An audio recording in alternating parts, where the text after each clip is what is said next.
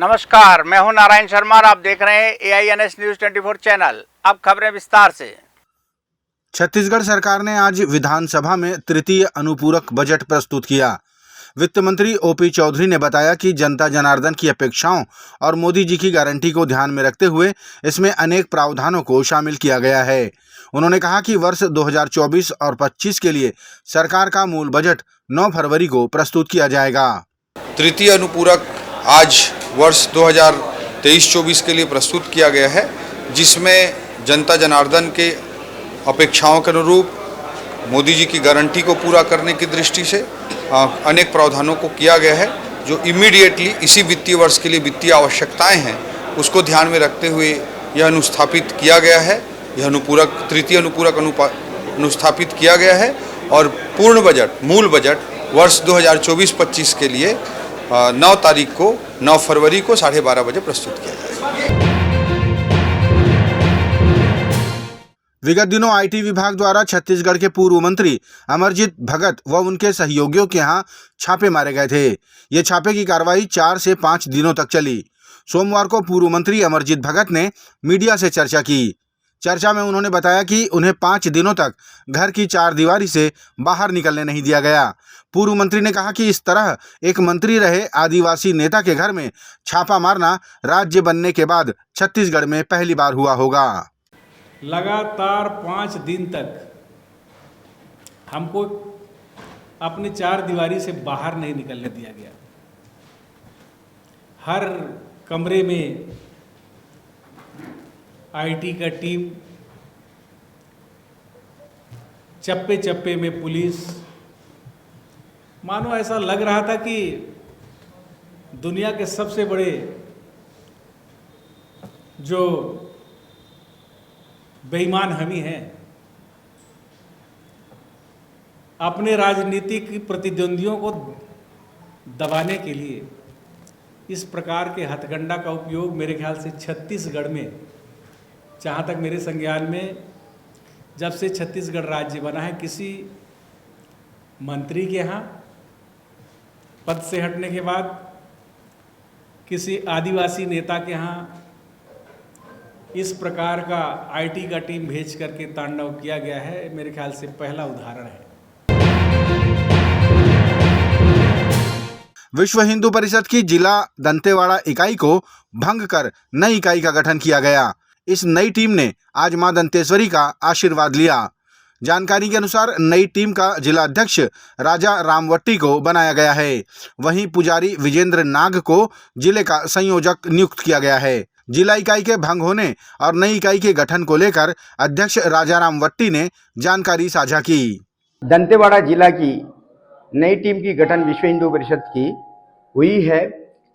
किन कारणों से पुरानी टीम को हमारे केंद्रीय मंत्री के द्वारा उनके प्रवास के तहत कुछ कारणवश उसे रद्द किया गया था। आज नई ऊर्जा के साथ नई टीम दंतेश्वरी माई का दर्शन करके नई कार्यकारिणी का जो शुरुआत करेंगे, इस उद्देश्य से हम आज जो है दंतेवाड़ा माई जी के मंदिर में बैठक रखी हुई।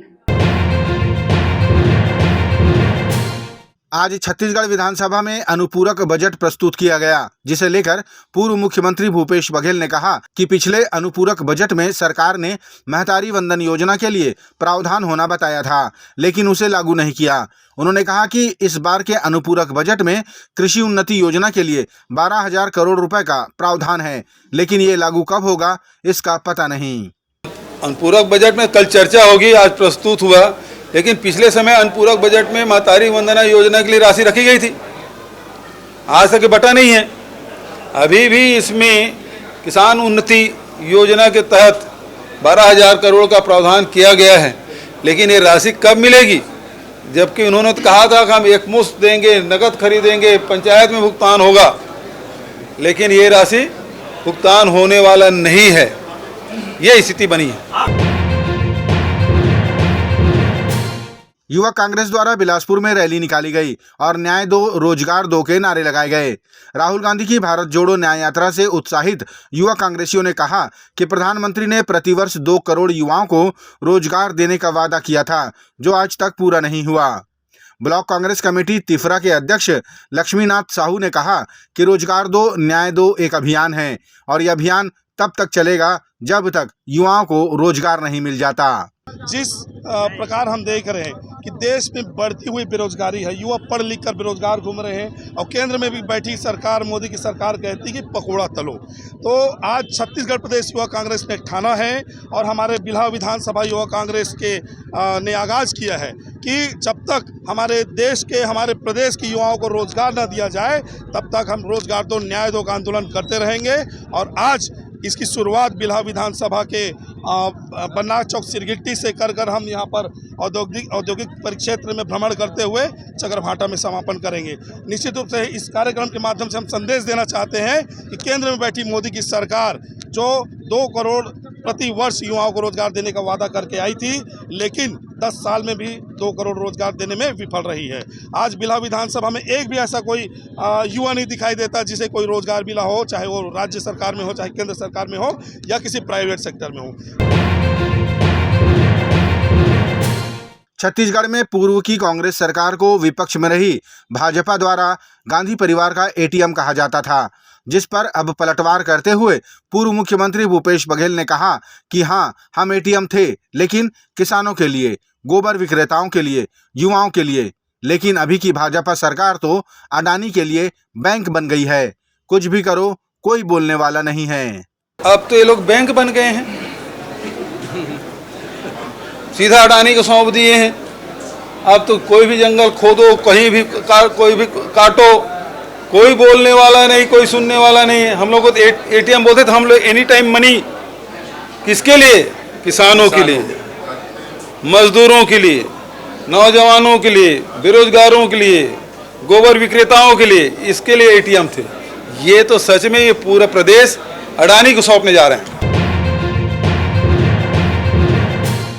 छत्तीसगढ़ के वित्त मंत्री ओपी चौधरी ने बताया कि राज्य में संचालित महतारी वंदन योजना दूरगामी बेहतर परिणामों को ध्यान में रखकर लागू की गई है। उन्होंने बताया कि घर की माता बहनों के खातों में जब पैसे आएंगे तो उससे परिवार के पालन पोषण में मदद मिलेगी। योजना में दस्तावेजों की जटिलता को सरल किए जाने की जानकारी भी वित्त मंत्री ओपी चौधरी ने दी।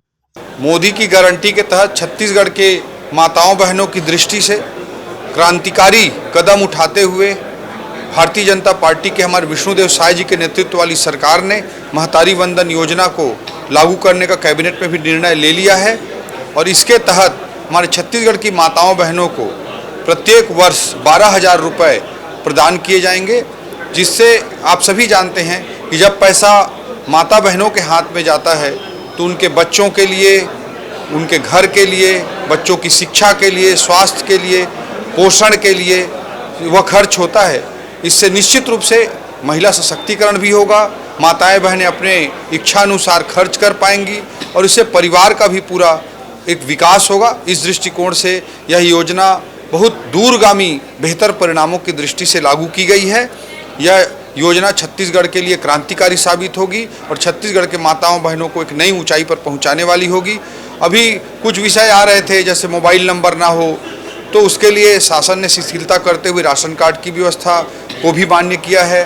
कई लोगों के पास मैरिज सर्टिफिकेट नहीं होता है, प्रचलन ग्रामीण क्षेत्रों में नहीं होता है मैरिज सर्टिफिकेट बनाने का। ऐसी स्थिति में शपथ पत्र दे दें तो भी वह मान्य कर लिया जाएगा।